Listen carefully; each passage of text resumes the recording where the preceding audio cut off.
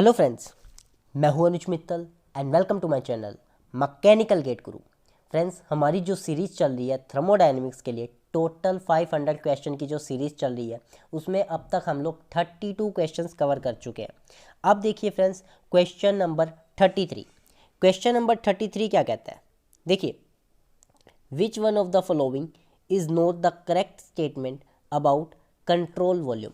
Control volume के बारे में यहाँ पर कौन सी स्टेटमेंट करेक्ट नहीं है, कौन सी स्टेटमेंट गलत है। तो पहली स्टेटमेंट कहता है matter flows continuously in and out.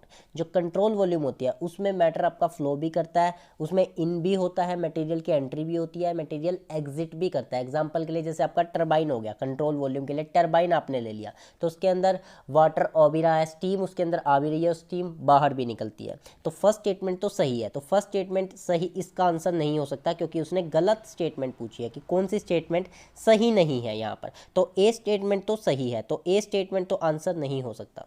B statement में कहता है heat and work flows across the control surface. Heat भी ट्रांसफर होती है, वर्क भी ट्रांसफर होती है, हीट का इंटरेक्शन भी होता है, वर्क का इंटरेक्शन भी होता है कंट्रोल वॉल्यूम में। तो बी भी इसका आंसर नहीं होगा। सी ऑप्शन कहता है control volume must be stationary. जो कंट्रोल वॉल्यूम होनी चाहिए वो स्टेशनरी होनी चाहिए, ऐसा नहीं है। कंट्रोल वॉल्यूम आपका मूवेबल भी हो सकता है। कंट्रोल वॉल्यूम आपका, देखिए, जो डी ऑप्शन कहता है, डी ऑप्शन क्या कहता है, focus on the definite volume and volume is enclose by the control surface, कि हम पर्टिकुलर वॉल्यूम पर फोकस करते हैं, कंट्रोल वॉल्यूम। डी स्टेटमेंट भी आंसर नहीं है, सी यहाँ पर राइट आंसर होगा कि जो कंट्रोल वॉल्यूम है वो स्टेशनरी होनी चाहिए, ऐसा नहीं है। कंट्रोल वॉल्यूम मूवेबल भी हो सकती है। तो 33 का सी आंसर हो जाएगा। चलिए फ्रेंड्स, क्वेश्चन नंबर 34 देखते हैं।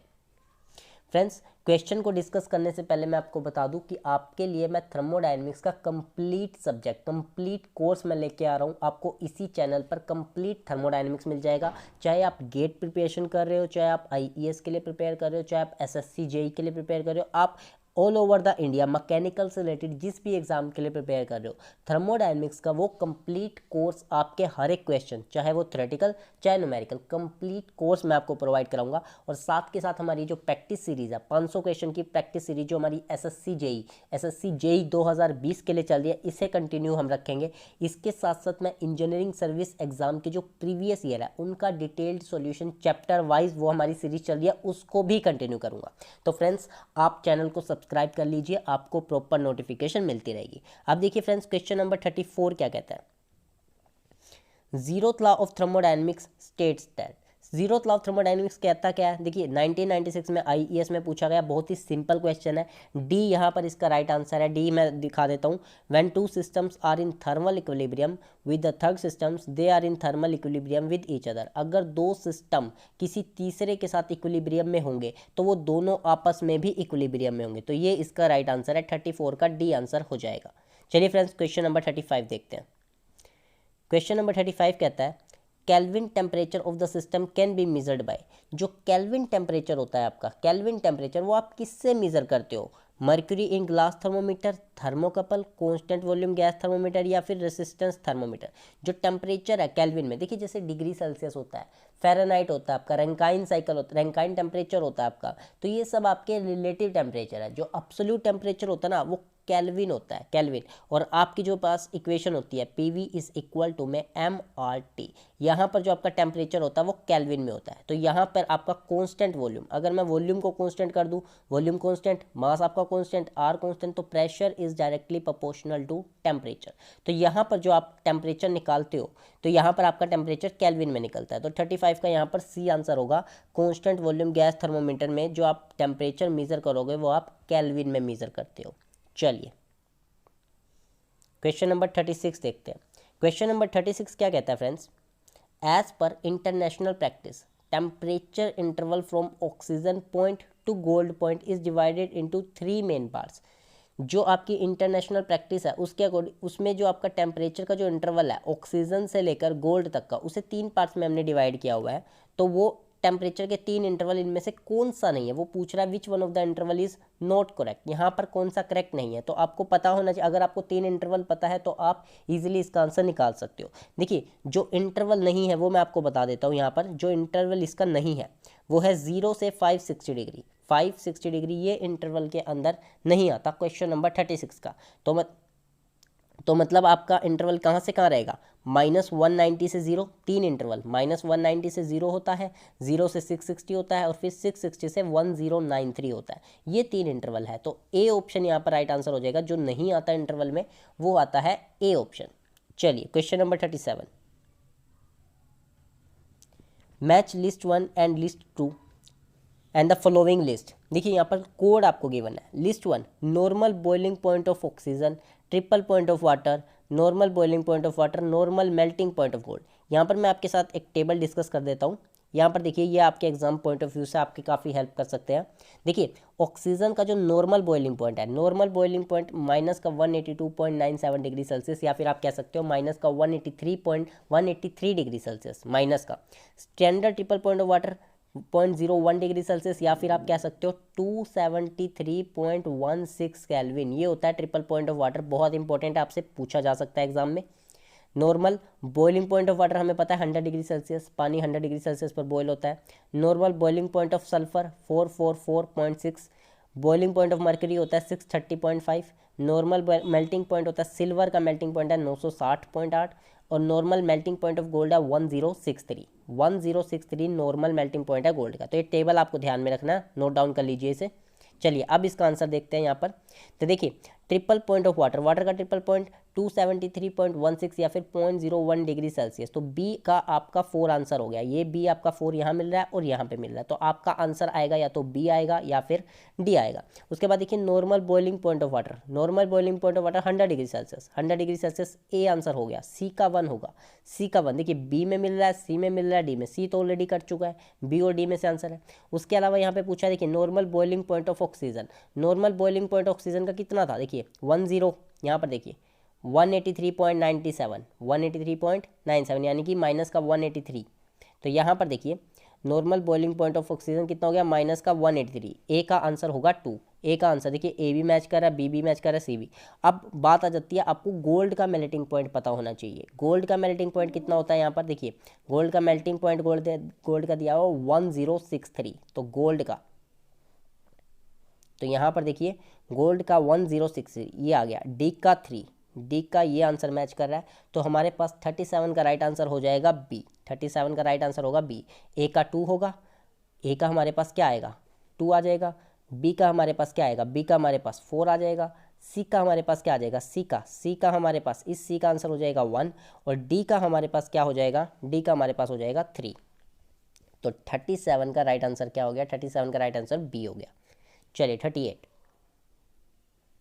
यहाँ पर देखिए कहता है which one of the following is use for measuring high temperature beyond 1063 degree Celsius. अगर आप 1063 यानी कि 1063 डिग्री सेल्सियस से भी ज़्यादा टेम्परेचर को मेज़र करना चाहते हो तो आप इनमें से किसका यूज़ करोगे। ए ऑप्शन है platinum rhodium in thermocouple, B है इलेक्ट्रिकल रेसिस्टेंस थर्मोमीटर, सी है optical method use Planck's law of thermal radiation, D है कांस्टेंट प्रेशर गैस थर्मोमीटर।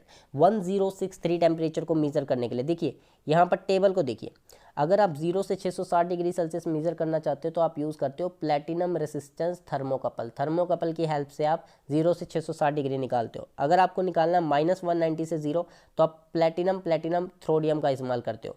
और अगर आपको निकालना हो 1063 से ज़्यादा, 1063 से ज़्यादा करना है तो planks law of thermal radiation use किया जाएगा।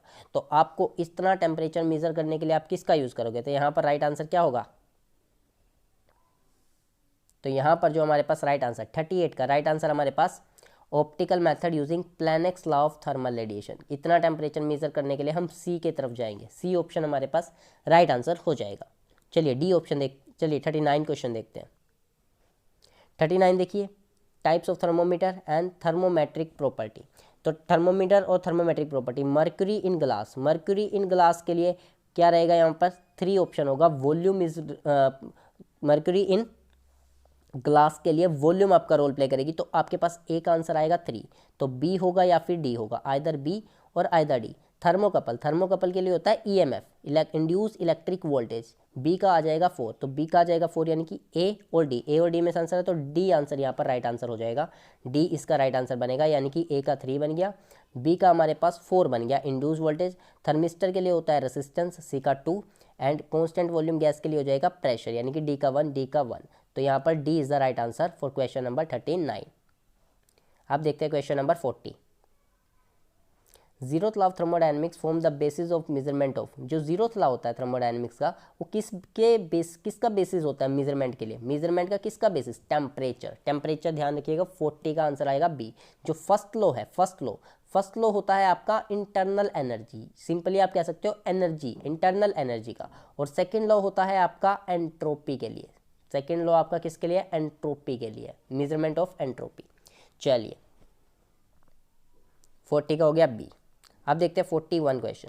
Standard fix point of thermometry. Thermometry का मतलब क्या है? टेम्परेचर को मेजर करना। टेम्परेचर को मेजर करना थर्मोमेट्री। और टेम्परेचर को मेजर करने वाली प्रॉपर्टी कहलाती है थर्मोमेट्रिक प्रॉपर्टी। जैसे कि रेसिस्टेंस की हेल्प से टेम्परेचर मेजर करते हैं हम लोग, टेम्परेचर की, प्रेशर की हेल्प से हम लोग टेम्परेचर मेजर करते हैं, वॉल्यूम की हेल्प से हम लोग टेम्परेचर मेजर कर लेते हैं। तो ये सब थर्मोमेट्रिक प्रॉपर्टी है। और स्टैंडर्ड फिक्स पॉइंट इसके लिए क्या है? Triple point of water. Triple point of water, तो 41 का C answer, triple point of water इसका राइट आंसर हो जाएगा। क्वेश्चन नंबर 42 देखिए।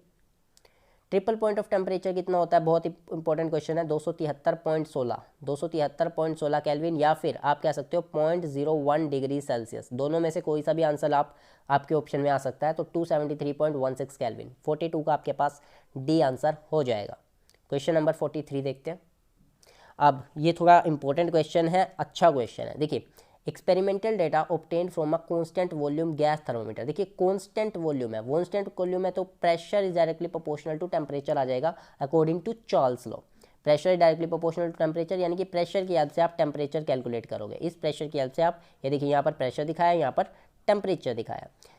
Shown in the figure the value of L in degree Celsius. इसकी वैल्यू पूछ रहा है। देखिए ये आपका क्या हो रहा है? ये आपका टेम्परेचर रिड्यूस हो रहा है। जैसे आपका टेम्परेचर रिड्यूस हो रहा है, जैसे जैसे प्रेशर कम करो टेम्परेचर रिड्यूस हो रहा है, क्योंकि वॉल्यूम आपकी क्या है? वॉल्यूम आपकी कांस्टेंट है। और ये नेगेटिव पर यहाँ पर कट कर रहा है, इस नेगेटिव की इतनी वैल्यू वो पूछ रहा है। अब देखिए आप यहाँ पर बहुत इंपॉर्टेंट समझने का क्या है, वॉल्यूम आपकी क्या है? कांस्टेंट वॉल्यूम है, तो आपको जो टेम्परेचर होगा वो केल्विन में आपको निकलना चाहिए, केल्विन में आपका टेम्परेचर होना चाहिए। और आपकी जो जीरो वैल्यू आएगी, ये जीरो वैल्यू कब आएगी? देखिए माइनस का 273.15 केल्विन डिग्री सेल्सियस, माइनस का 273.15 डिग्री सेल्सियस पर आपको जीरो केल्विन मिलता है, जीरो केल्विन। तो यहाँ पर जीरो केल्विन आपको इतने टेम्परेचर पर मिलेगा। तो यहाँ पर राइट आंसर क्या होगा? डी आंसर हो जाएगा 43 का डी, 273.15 माइनस का। चलिए डी आंसर हो गया। चलिए फ्रेंड्स अब देखते हैं क्वेश्चन नंबर 44। क्वेश्चन नंबर 44 क्या कहता है? In a new temperature scale से degree rho, boiling and freezing point of water at 1 atmosphere are 100 degree rho and 300 degree rho. जो बॉइलिंग पॉइंट है वो है 100 डिग्री रो और जो फ्रीजिंग है वो है 300 degree Ro. Collate the scale with centigrade scale, the reading of 0 degree Ro on the centigrade scale is. अगर ये कोई थर्मोमीटर जो डिग्री रो में टेम्परेचर को कैलकुलेट कर रहा है, अगर वो 0 डिग्री रो की वैल्यू दे तो सेंटीग्रेड स्केल में वो कितनी रीडिंग शो करेगा, ये आपको बताना है। देखिए सिंपल सा एक कंसेप्ट क्या है इसका, जो कोई भी थर्मोमीटर होता है वो इस फॉर्मूले के अकॉर्डिंग काम कर रहा है। ये फॉर्मूला उसमें रहता है T minus T I upon में TS minus T I, that is constant. तो यहाँ पर T क्या है? कोई भी एक टेम्परेचर जो आप मेजर करना चाहते हो। टी आई क्या है? आइस पॉइंट पर टेम्परेचर, या फिर कह लीजिए फ्रीजिंग पॉइंट पर जो टेम्परेचर होगा। TS क्या होगा? स्टीम पॉइंट पर टेम्परेचर, या फिर आप कह लीजिए बॉइलिंग पॉइंट का टेम्परेचर। और TI फिर से ही आइस पॉइंट का टेम्परेचर। तो कोई भी थर्मोमीटर हो वो इस लॉ को फॉलो करता है, ये कांस्टेंट रहेगा किसी भी थर्मोमीटर के लिए। तो यहाँ पर देखिए आपके पास एक है डिग्री सेल्सियस और एक आपके पास डिग्री रो। तो यहाँ पे T minus T I upon में TS minus T I degree Celsius के लिए, और T minus T I upon में TS minus T I degree rho के लिए। तो आपको T की वैल्यू बतानी है जब ये 0 डिग्री शो कर रहा हो, 0 डिग्री रो दे रहा हो, तब आपको वैल्यू बतानी है। तो इसकी मैंने T वैल्यू रख दी। इसका जो आइस पॉइंट होता है डिग्री सेल्सियस में होता है 0, स्टीम पॉइंट पे जो डिग्री सेल्सियस वो 100 डिग्री सेल्सियस पे पानी उबलता है, और 0 डिग्री सेल्सियस पे वो फ्रीज होता है।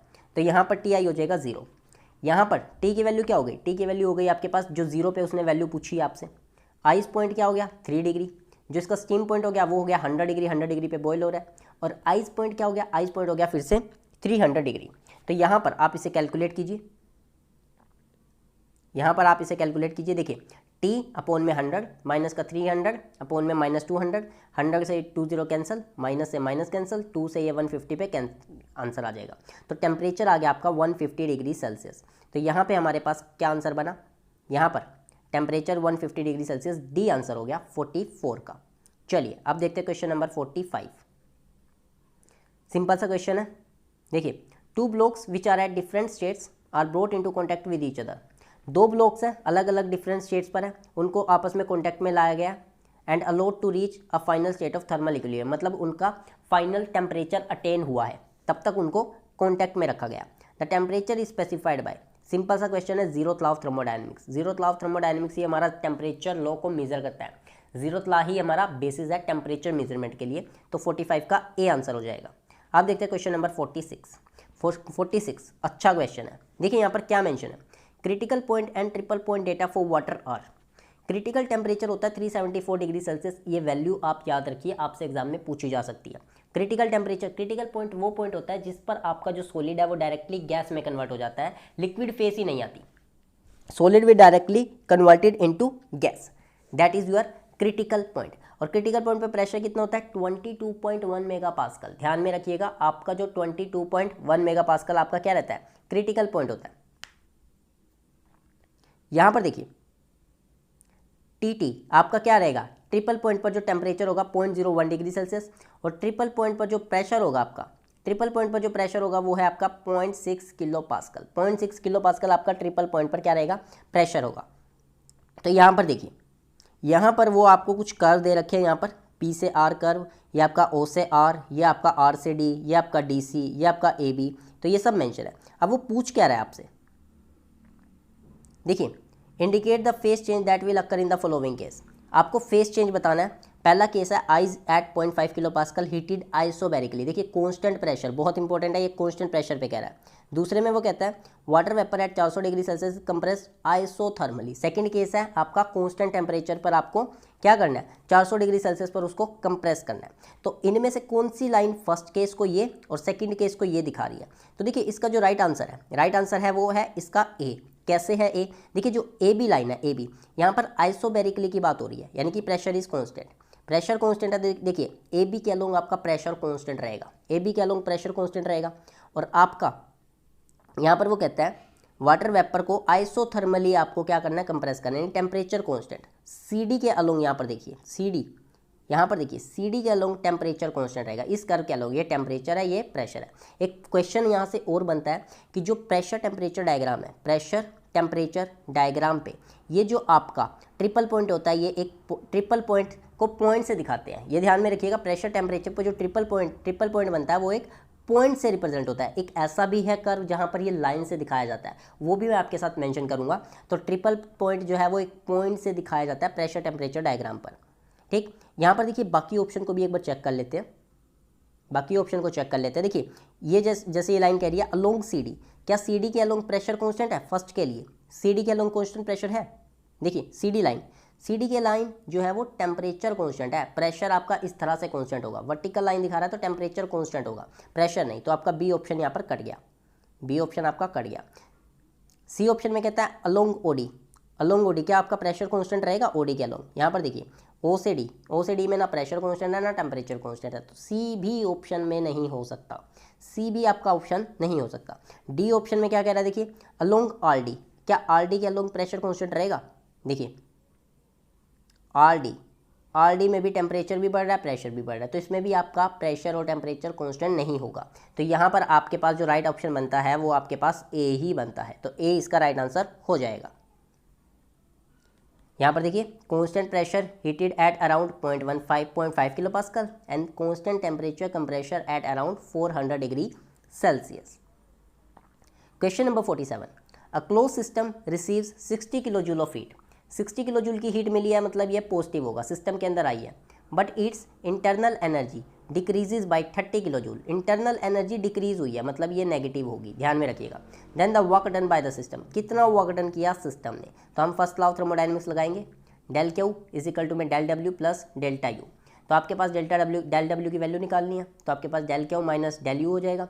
हीट सिस्टम को मिली सिस्टम 60, और जो आपको डेल्टा यू की वैल्यू है उसने दिया -30, जो कि डिक्रीज हुई है, तो माइनस माइनस प्लस हो जाएगा, तो 60 + 30 90 किलो जूल आंसर आ जाएगा। तो इसके पास 47 का ए आंसर हो जाएगा। यहाँ पर देखिए 47 का राइट आंसर क्या हो जाएगा, 90 किलो जूल। अब देखते हैं 48। यहाँ पर देखिए, if the work done on the system close system is 20 kilo joule, work done on the system, system के ऊपर वर्क हुआ है तो ये आपका माइनस होगा, ध्यान रखिएगा। And 40 kilo joule of heat is rejected from the system, system से 40 किलो जूल की हीट रिजेक्ट हुई है तो ये भी नेगेटिव, हीट भी नेगेटिव, आपका डब्ल्यू भी नेगेटिव, हीट भी नेगेटिव, डब्ल्यू भी नेगेटिव, तो ये आपको ध्यान रखना है। इंटरनल एनर्जी डिक्रीजेज बाय, इसकी कितनी इंटरनल एनर्जी डिक्रीज होगी, यहाँ पर बहुत इंपॉर्टेंट है, बच्चे बहुत मिस्टेक करते हैं, क्या गलती करते हैं अभी मैं आपको बताता हूँ। यहाँ पर डिक्रीजेज लिखा हुआ है, अब देखिए पहले तो हम इसकी इंटरनल एनर्जी निकालते हैं। फर्स्ट लॉ के अकॉर्डिंग डेल्टा क्या हो, delta W plus del U, delta W की वैल्यू -20 किलो जूल, डेल के यू की वैल्यू -40 किलो जूल, तो आपके पास डेल यू की वैल्यू कितनी आ जाएगी, डेल्टा के यू माइनस डेल डब्ल्यू, तो माइनस का 40 प्लस 20 -20, आपके पास ये क्या निकल कर आया कि -20, माइनस मतलब क्या कि 20 की डिक्रीज हुई है, 20 की डिक्रीज हुई है, उसने ये पूछा है। तो यहाँ पर देखिए IAS 2012 में पूछा गया 20 की डिक्रीज कितने का हुआ है, 20 का, आपको -20 नहीं फिल करना, आपका आंसर -20 निकल कर आया, लेकिन उसने पहले ही आपसे ये पूछा है कि कितना डिक्रीज हुई, तो डिक्रीज तो भाई 20 की हुई है, -20 की डिक्रीज नहीं हुई, 20 की डिक्रीज, तो इसका राइट आंसर ए होगा, सी नहीं होगा। बहुत से बच्चे इसका सी भर के आते हैं जो कि गलत है, क्योंकि आंसर यहाँ पर आपको, आप खुद देखिए आपका जो आंसर निकला है वो -20 निकला है, लेकिन -20 आपको ये बता रहा है कि आपकी एनर्जी इतनी डिक्रीज हुई है, 20 की डिक्रीज हुई है, तो ए आंसर इसका राइट आंसर होगा। चलिए 49, the integrating factor of a quasi static displacement work is, वो आपसे इंटीग्रेटिंग फैक्टर पूछ रहा है, क्वासी स्टैटिक डिस्प्लेसमेंट वर्क के लिए कितना होगा। अब ये इंटीग्रेटिंग फैक्टर क्या होता है, व्हाट इज इंटीग्रेटिंग फैक्टर, देखिए आप जब भी इंटीग्रेटिंग फैक्टर को किसी भी पाथ, देखिए ध्यान रखिएगा, जब भी किसी पाथ फंक्शन को इंटीग्रेटिंग फैक्टर से मल्टीप्लाइड करते हैं तो आपके पास पॉइंट फंक्शन आ जाता है। जब भी पाथ फंक्शन को किसी ऐसे नंबर से, किसी भी ऐसी चीज़ से मल्टीप्लाइड किया जाए कि वो पॉइंट फंक्शन बन जाए, उस चीज़ को इंटीग्रेटिंग फैक्टर कहते हैं, ये आपको ध्यान में रखना है। तो आपको ध्यान में रखना है सिंपल सा ये फॉर्मूला, देखिए point function is equal to में integrating factor multiplied by path function. Path function जैसे आपके पास वर्क डन हो गया, ये आपके पास पाथ फंक्शन होता है, हीट ये आपके पास पाथ फंक्शन होता है, तो इन्हें किसी चीज़ से मल्टीप्लाइड करो कि ये पॉइंट में कन्वर्ट हो जाए। तो यहाँ पर देखिए मैंने क्या किया, डेल्टा डब्ल्यू यहाँ पर देखिए delta W is equal to में PdV, वैसे इसे डेल कहते हैं, डेल ऑपरेटर, ये आपका एग्जैक्ट डिफरेंशियल नहीं होता, इसको डेल कहते हैं, डेल्टा नहीं है ये डेल है, ध्यान रखिएगा। तो यहाँ पर देखिए del W is equal to में PdV, तो यहाँ से आपके पास ये जो dV होती है ना, ये चेंज इन वॉल्यूम, ये आपके पास वॉल्यूम जो है वो एक प्रॉपर्टी होती है, वो पॉइंट फंक्शन होती है, तो आपके पास dV की वैल्यू क्या हो जाएगी, डेल्टा डब्ल्यू बाई पी। अब आपने क्या किया, यानी कि डेल्टा डब्ल्यू को अगर आप 1/p से मल्टीप्लाइड कर दो तो आपके पास क्या बन गया, आपके पास एक पॉइंट फंक्शन बन गया, आपके पास क्या बन गया फ्रेंड्स, आपके पास एक पॉइंट फंक्शन बन गया। तो यहाँ पर 1/p इसका इंटीग्रेटिव फैक्टर हो गया। In exact differential delta W when multiplied by integrating factor 1/p becomes an exact differential dV, तो यहाँ पर 1/p इसका राइट आंसर हो जाएगा। तो यहाँ पर 1/p ये रहा, तो 49 का बी आंसर हो जाएगा। क्वेश्चन नंबर 50 देखिए, integrating factor of a reversible heat transfer, reversible heat transfer, अब ये जो हीट ट्रांसफर होता है आपका डेल क्यू, ये आपका एक पाथ फंक्शन है। अगर आप इसे एक पॉइंट फंक्शन बनाना चाहते हो तो आप इसे टेम्परेचर से डिवाइड कर दो, ये आपके पास एंट्रोपी बन गया, चेंज इन एंट्रोपी, ये आपके पास एक प्रॉपर्टी होती है, ये पॉइंट फंक्शन होता है। तो देखिए डेल क्यू को टी से डिवाइड किया, या फिर कह लीजिए 1/t से मल्टीप्लाइड किया, 1/t से मल्टीप्लाइड किया आपने, तो 1/t से मल्टीप्लाइड किया तो आपके पास 50 का ए आंसर बन गया।